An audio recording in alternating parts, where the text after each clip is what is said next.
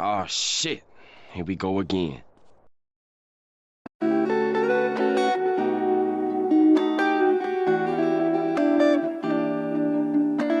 Hai guys, apa kabar kalian para gabuters? Semoga semakin gabut dong. Untuk menemani kegabutan kalian yang hakiki itu, kali ini saya bakal kembali memberikan rangkuman alur cerita sebuah film berjudul Chernobyl Diaries yang dirilis pada tahun 2012 dan bergenre horor guys, mantep. Untuk kalian yang suka sejarah tentu langsung ngeh dengan judul film ini yaitu Chernobyl. Ya betul banget kalau film ini akan mengambil tema tentang kejadian meledaknya reaktor nuklir Chernobyl tahun 1986. Namun fokusnya film ini akan membawa kita pada kengerian kota Pripyat, yaitu kota yang dahulu dijadikan tempat para pekerja dan keluarga dari pegawai reaktor nuklir Chernobyl tinggal. Namun semenjak kejadian kecelakaan Chernobyl, kota tersebut ditinggalkan dan menjadi kota mati. Dalam film kita akan dibawa pada kengerian dan misteri-misteri bahwa ternyata ada sesuatu yang tak beres terjadi di kota mati tersebut. Makin penasaran kan? Sebelum itu ada baiknya kalian klik dulu tombol subscribe-nya dong seperti biasa. Oke langsung saja tanpa berlong-long jam again. Cekidaw.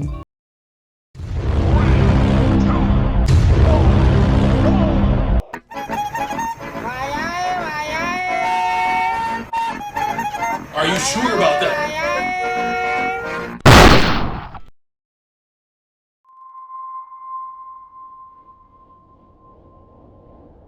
Film dibuka dengan liburan penuh kebahagiaan dari para tokoh film ini guys, yang terlihat bahwa mereka adalah traveler karena banyak mengunjungi berbagai negara, dan itu hanyalah rekaman video yang diabadikan oleh Chris dan ditujukan kepada kakaknya yaitu Paul, karena sebelumnya Chris berencana pergi ke Moskow dan terlebih dahulu menjemput kakaknya yaitu Paul di Kiev, Ukraina. Di sana mereka juga bersama Natalie yaitu pacar Chris yang akan ia lamar setibanya di Moskow, dan Amanda yaitu pacar dari Paul. Mereka kemudian lanjut mengunjungi suatu bar dan ya menikmati waktunya sebelum pergi ke Moskow. Mereka cerita banyak hal, mulai dari rencana lamaran Chris ke Natalie sampai perihal ayah dan ibu Chris. Ya wajar, sepertinya Paul ini telah lama nggak pulang ke rumah. Hari berikutnya mereka sedang makan di sebuah restoran dan saat sedang asik-asik ngobrol, Paul datang dengan wajah gembira dan mengatakan kepada mereka apakah pernah mendengar mengenai Chernobyl. Ya, tentu mereka tahu bahwa itu adalah reaktor nuklir yang dulu pernah terjadi kecelakaan dan meledak di tahun 1986. Kemudian Paul mengatakan bahwa dia mengenal orang lokal bernama Yuri yang menawarkan jasa wisata ekstrim untuk melihat kota bernama Pripyat, yaitu kota mati di dekat Chernobyl. Pada awalnya, Chris menolak ajakan Paul karena memang tujuan utama mereka kan ke Moskow untuk liburan di sana. Tapi Amanda yang awalnya juga ragu akhirnya menyetujui karena dia juga orang yang hobi fotografi dan tentu dengan berkunjung ke Pripyat dia bisa mengabadikan foto-foto yang menarik. Akhirnya mereka voting dan didapatkan hasil, mereka jadi untuk wisata ekstrim ke Pripyat karena Paul, Natalie, dan Amanda setuju. Mereka pun lanjut datang ke biro wisata bernama Yuri Extreme Travel. Mereka pun masuk dan melihat Yuri di sana memiliki badan besar dan lumayan kekar. Ternyata Yuri adalah mantan tentara pasukan khusus guys, dan sudah paham betul mengenai Pripyat karena dia mengatakan sudah beberapa kali ke sana mengantar orang lain. Tidak lama datang orang lain yaitu Michael dan Zoe yang kebetulan juga ingin pergi ke Pripyat. Yang aneh adalah Yuri mengatakan Pripyat aman karena hanya 2 jam mereka di sana. Tapi setahu saya radiasi di jarak sedekat itu pasti tetap berbahaya. Dan mereka pun lanjut pergi ke Pripyat untuk berwisata. Di jalan Yuri banyak menjelaskan mengenai kejadian Chernobyl tahun 1986 saat terjadinya lonjakan listrik tiba-tiba dan menyebabkan reaktor nomor 4 meledak. Hal itu menyebabkan radiasi menyebar secara cepat ke seluruh wilayah bahkan daratan Eropa. Kota Pripyat yang berada dekat dengan Chernobyl pun langsung ditinggalkan. Kemudian mereka sampai ke pintu masuk Pripyat, namun ternyata ada tentara yang menjaganya. Hal ini menimbulkan kecurigaan Chris, kenapa tempat yang sudah ditinggalkan sekitar 23 tahun masih tetap dijaga. Ya, sampai sana saya belum curiga sih ke Yuri sebenarnya. Mungkin saja karena memang agar tidak ada yang masuk secara ilegal karena tentu tingkat radiasinya masih tinggi. Yuri kemudian bernegosiasi ke tentara tadi guys untuk dapat masuk. Mungkin lobbynya juga masuk akal karena dia dahulu adalah mantan tentara juga. Namun negosiasi gagal dan mereka tidak diizinkan masuk karena katanya sedang ada perbaikan. Nggak tahulah perbaikan apaan, aneh. Yuri yang sudah dibayar memutar otak dan memaksa masuk dengan melewati sebuah pintu masuk lain yang tidak dijaga. Di sini sebenarnya sudah timbul kecurigaan bahwa saat di jalan mereka sama sekali tidak melihat burung dan terdapat tanda-tanda bahaya radiasi nuklir yang terpampang. Hal ini bisa menandakan bahwa wisata Yuri adalah ilegal. Mereka pun lanjut dan sampailah di pintu masuk yang kelihatan sekali sudah lama tidak dijaga. Yuri di jalan menunjukkan kota Pripyat dari jembatan. Dari jauh sudah terlihat bahwa kota tersebut sudah sangat terbengkalai. Setelah itu mereka berhenti sejenak karena Yuri ingin memperlihatkan sesuatu kepada mereka, yaitu ikan yang terkena radiasi guys. Bentuknya sih udah aneh banget, berwarna putih dan aneh. Makin curiga dengan wisata ini. Mereka melanjutkan perjalanan dan sampailah di Pripyat, kota yang sangat-sangat sepi bin mengerikan. Namun, Chris dan kawan-kawan awalnya senang dan menikmati wisata ekstrim mereka, mulai dari foto-foto ria, berjalan-jalan di sana, dan lain-lain. Lagian, Yuri pun membawa alat pengukur tingkat radiasi dan ya, radiasinya masih rendah guys. Wisata tersebut rencananya mereka lakukan 2 jam saja dan saat menjelang sore mereka akan pulang. Amanda juga nampak antusias dengan mengabadikan foto-foto di sana. Mereka kemudian masuk ke salah satu bangunan apartemen di kota itu. Bangunannya terlihat sekali sudah lama ditinggalkan. Saat masuk, banyak perabotan bahkan foto-foto yang dikatakan Yuri tak sempat dibawa saat kejadian itu. Karena kecelakaan reaktor terjadi sangat cepat dan evakuasi langsung dilakukan. Namun, saat berkeliling, Yuri menemukan bekas bakaran kayu yang terlihat masih baru. Tapi di sini ia tidak memberitahukan ke Chris dan kawan-kawan. Ada sesuatu yang Yuri tutupi kah? Tapi tiba-tiba saat akan pergi mereka mendengar sesuatu di gedung tersebut. Saat diperiksa semakin jauh, ternyata itu adalah seekor beruang yang sangat besar sekali guys. Otomatis mereka langsung pergi dan kembali ke mobil. Dan saat akan pergi, mobil mereka tiba-tiba tidak dapat dinyalakan guys. Yuri pun memeriksa ada apa dengan mobil tersebut dan ternyata kabelnya putus seperti bekas gigitan hewan katanya. Tapi di sini saya sudah curiga bahwa ada yang sengaja memutusnya. Yuri pun langsung menghubungi seseorang seperti meminta bantuan. Sepertinya ya, karena saya nggak tahu dia ngomong bahasa apa guys, soalnya bahasa Ukraina. Akhirnya setelah berusaha, mereka gagal menyalakan mesinnya dan terpaksa bermalam di Pripyat. Wadaw, ngeri. Malam pun tiba dan mereka tetap stay di dalam mobil. Opsi untuk berjalan kaki tidak diizinkan Yuri karena katanya berbahaya jika berjalan kaki di malam hari di tempat tersebut. Namun tak lama mereka mendengar sesuatu dari arah gedung tadi guys. Dan Natalie mengatakan apakah ada orang lain di sana. Tapi Yuri bilang tidak mungkin ada orang lain karena memang tidak pernah ada orang yang mengunjungi Pripyat. Saat semakin curiga, Yuri pun pergi mengecek hal tersebut. Dan alangkah terkejutnya mereka, Yuri membawa pistol ternyata untuk safety kali guys. Yuri pun keluar dan pergi ke gedung-gedung tadi. Chris akhirnya ikut karena penasaran dengan suara tadi. Tidak lama terdengar tembakan dari arah Yuri dan Chris. Otomatis mereka panik dan Paul langsung menyusul karena khawatir terjadi sesuatu dengan Chris. Tak lama kemudian Chris dan Paul kembali dengan raut wajah ketakutan dan langsung masuk ke mobil tanpa diikuti Yuri. Ternyata Chris terluka parah di kakinya yang katanya disebabkan oleh serangan sesuatu yang sangat banyak. Sesuatu di sini ditafsirkan teman-temannya yang lain sebagai anjing liar atau beruang guys. Dan benar saja, tak lama datang sekawanan anjing yang menyerang ke mobil mereka. Keadaan Chris semakin parah dan mereka tidak bisa melakukan apa-apa.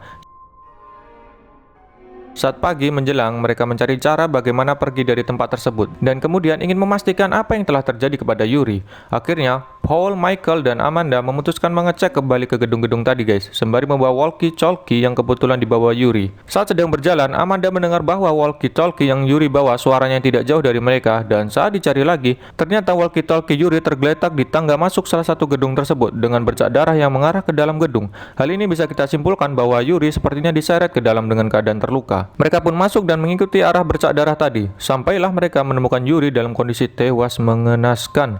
Badannya bentukannya udah nggak jelas lah guys. Tiba-tiba ada suara seperti ada orang di sana. Otomatis mereka langsung gas pergi. Namun Amanda terjebak karena nggak sempat keluar. Dari sini saya curiga itu bukan hewan, namun sepertinya manusia guys. Selain tidak bersuara seperti hewan, kita lihat secara sekelebat bahwa makhluk itu berdiri dengan kedua kakinya. Apakah itu? Amanda pun akhirnya bisa lari dan mereka akhirnya pergi dari tempat tersebut secepat mungkin. Sampai ke mobil, mereka panik dan mengatakan harus pergi dari tempat tersebut karena ada sesuatu yang janggal, ditambah Yuri ditemukan tewas. Saat itulah Amanda yang mengecek kameranya, melihat bahwa di foto-fotonya dia menemukan sosok seperti manusia melihat dari jendela di gedung yang ia foto tadi guys. Penampakannya berwarna putih tapi tidak terlalu kentara. Apakah itu sebenarnya? Namun Amanda tidak memberitahukan hal tersebut, mungkin agar teman-temannya tidak semakin panik. Akhirnya Paul, Michael, Amanda, dan Zoe pergi mencari bantuan karena Chris tidak dapat berdiri karena lukanya tadi guys. Dia ditemani oleh Natalie. Paul dan kawan-kawan saat akan menuju ke jalan keluar satu-satunya melihat ada anjing liar tadi sehingga memutuskan keluar jalur dan akhirnya menemukan tempat mobil yang tak lagi terpakai. Di sana mereka mencari kalau ada mobil yang masih bisa hidup guys. Paul kemudian melihat sebuah bis yang bekas ditembak. Namun anehnya bekas tembakannya mengindikasikan bahwa ditembak dari dalam. Apakah hal ini ada kaitannya dengan kejadian-kejadian yang mereka alami? Kita belum tahu. Saat Paul dan Amanda masuk ke dalamnya, mereka menemukan sebuah kain dengan darah di sana. Wow, ada sesuatu pasti ini. Mereka pun keluar dan dipanggil Michael dan Zoe bahwa mereka menemukan kabel pengganti untuk mobilnya tadi. Alhasil mereka kembali untuk memperbaikinya. Namun saat itu anjing-anjing liar tadi mengejar sehingga mereka bersusah payah untuk kembali. Tapi saat akan kembali ke Pripyat, di kondisi yang sudah malam, Michael mulai curiga bahwa sudah terjadi sesuatu di tempat tersebut. Dia curiga bahwa ada seseorang yang melakukan kekacauan itu, apalagi ditemukannya Yuri sudah tewas. Saat itu juga Amanda mengatakan bahwa ia telah melihat sosok makhluk di fotonya tadi guys. Tapi saat mereka sedang ngomong itu, kita bisa lihat bahwa ada yang lewat jauh di belakang mereka. Anjay, apaan tuh? Mereka kemudian menyadari hal itu dan kabur. Sampai di tempat semula, ternyata mobil van mereka sudah menghilang, begitu pula dengan Chris dan Natalie. Saat dicari lagi, ditemukan bahwa mobil tersebut sudah dalam keadaan terbalik dengan banyak bekas darah di jendelanya. Mereka kemudian menemukan rekaman yang diambil oleh Natalie. Di sana terlihat bahwa mereka seperti diserang oleh sekelompok orang nampaknya. Namun belum begitu jelas apakah itu. Paul yang khawatir akhirnya mencari keberadaan adiknya tersebut. Amanda, Michael, dan Zoe terpaksa ikut walau sudah mengetahui ada yang janggal dengan kejadian itu. Saat semakin ke dalam bangunan-bangunan di Pripyat itu, mereka dikagetkan dengan lemparan disusul dengan sosok makhluk di dalamnya. Dengan ketakutan, mereka lari sekencang-kencangnya menyelamatkan diri guys. Di sana mereka menemukan Natalie tergeletak dan langsung menyelamatkannya. Mengerikan lah. Setelah itu, Michael semakin rasional bahwa mereka harus mencari bantuan baru menyelamatkan Chris karena tidak mengetahui ada apa sebenarnya di kota tersebut. Ia kebetulan juga sempat membawa kotak peta itu. Paul akhirnya dengan pasrah mengikuti arahan Michael dan saat mereka mencari jalan keluar dari sana, alangkah kagetnya mereka bahwa ternyata peta tersebut tidak cocok dengan keadaan sebenarnya sehingga mereka semakin tersesat guys. Tiba-tiba muncul sosok anak kecil di sana. Mereka bingung bukan main, kok bisa-bisanya ada anak kecil di tempat tersebut. Kalau saya sih mending kabur. Dan saat itulah Natalie ditarik oleh seseorang ke arah ruangan bawah tanah guys. Paul dan kawan-kawan akhirnya mengejar Natalie sekuat mungkin dan di sini misteri Pripyat sedikit terungkap guys. Ternyata memang ada orang di tempat tersebut, bahkan jumlahnya sangat banyak. Siapakah mereka dan kenapa mereka ada di sana? Mari kita berteori. Menurut saya pada awalnya adalah mereka penghuni Pripyat yang tidak sempat dievakuasi dan berubah karena efek radiasi dan tinggal di sana. Bisa jadi menjadi kanibal. Bagaimana dengan teori kalian? Paul dan kawan-kawan pun mengetahui hal tersebut langsung lari dan mencari perlindungan karena orang-orang tadi terus mengejar mereka dengan jumlah yang sangat banyak. Semakin mereka lari, semakin mereka masuk ke dalam kota tersebut. Ya, bisa ditebak bahwa satu persatu dari mereka tertangkap dan dibunuh oleh orang-orang tadi guys. Parahnya mereka tidak menyadari bahwa radiasi di tempat tersebut semakin parah. Berawal dari Michael tertangkap, kemudian tersisa Paul, Amanda, dan Zoe. Mereka malah semakin masuk ke dalam sarang para kanibal tadi. Dan ya, mereka semakin sulit keluar dari tempat tersebut guys. Zoe bahkan akhirnya tertangkap oleh orang-orang tadi. Tersisalah Amanda dan Paul dengan kondisi yang sudah sekarat. Mereka sudah parah terpapar radiasi. Paul sudah tidak bisa melihat, Amanda pun fisiknya semakin melemah. Pada akhirnya mereka dengan tertatih-tatih keluar dan tiba-tiba ada cahaya kendaraan. Mereka berharap itu adalah bantuan, tapi salah besar. Itu adalah pasukan tentara yang menyergap mereka karena masuk secara ilegal. Paul ditembak mati dan Amanda yang masih hidup dibawa oleh orang-orang dengan APD lengkap. Di perjalanan, ia bertanya mau dibawa kemana. Namun orang-orang tadi hanya menyebutkan akan membawanya ke rumah sakit. Di sini saya sudah curiga bahwa ini hanyalah tipuan semata karena sepertinya tentara-tentara ini mengetahui apa yang sebenarnya terjadi di Pripyat. Dan benar saja, Amanda dibawa ke sebuah tempat yang tidak terlihat seperti rumah sakit. Di sana salah satu dokternya berkata, "Ya sudah tahu semuanya, jangan sampai dia keluar." Dan Amanda pun dimasukkan ke dalam sebuah ruangan yang sangat gelap. Dan benar sekali, ruangan tersebut dipenuhi oleh makhluk-makhluk mengerikan tadi. Oke, begitu saja guys alur cerita film Chernobyl Diaries. Cukup menegangkan bukan? Setting lokasinya sih yang menurut saya sangat-sangat menggugah ketegangan kita. Bagi kalian yang mau lebih merasakan atmosfernya, bisa langsung saja menonton filmnya. Baik, begitu saja video kali ini. Jangan lupa subscribe dong. Kita akan bertemu di video lainnya. Bye-bye.